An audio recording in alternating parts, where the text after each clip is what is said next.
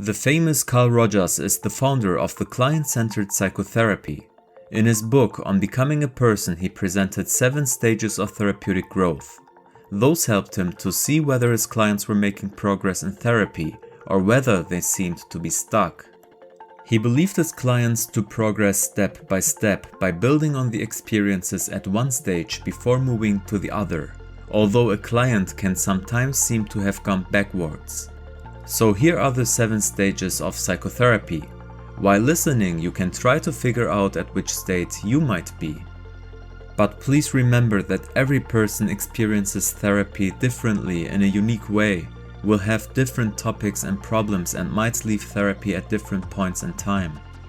These 7 stages represent an idealized view of the therapeutic process and indicate the flow of events only in a generalized way. Stage 0. Like, comment and subscribe. Okay, no, seriously. Here's stage 1.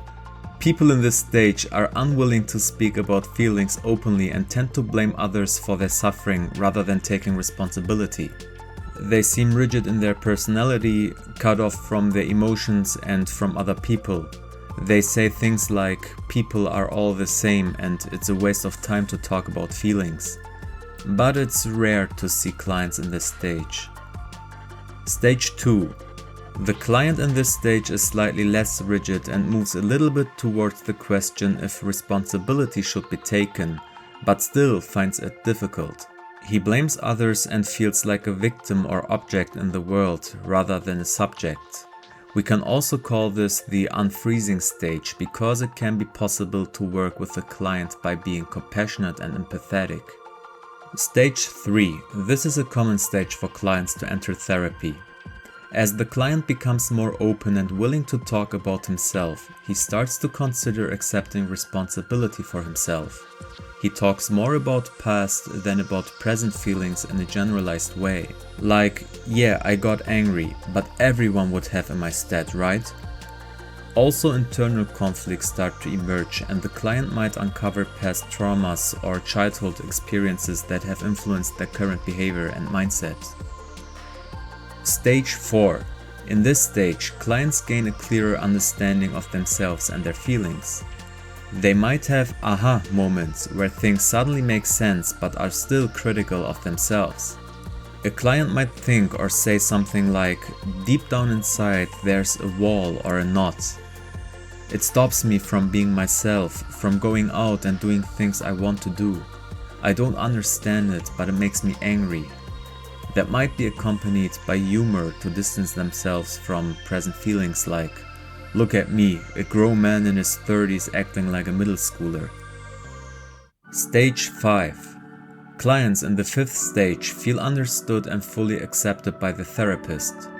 They feel free to explore deeper feelings. They take responsibility for their situation and try new patterns. For instance, someone who used to avoid social situations due to social anxiety might actively work on attending gatherings and challenging their anxious thoughts. This is a very productive stage of therapy since the developing freedom and ability to express current feelings means that the client becomes more confident. Stage 6. Suppressed feelings unfold completely and are experienced and accepted immediately and richly by the client. In this stage, a physical loosening up is also observed. Inner communication is relatively free and unblocked. Self-love and self-acceptance takes place in this phase, as well as a free verbalization of emotional experiences. Uncertainties and unclear points become clear and fall into place. The perception of the client changes and he learns how to help himself. Most clients decide to stop therapy here since they have the confidence to live their lives with love and self-care on their own. And finally, stage 7. In the 7th stage, the need for therapy is more or less over. The client and therapist work together to explore new ways to express oneself in the outside world. New events can be experienced without being bound by interpretations that belong to the past. The person has become fully aware and self-functioning. And those were the 7 stages of therapeutic growth. What do you say?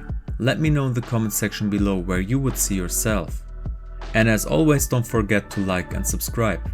Take care.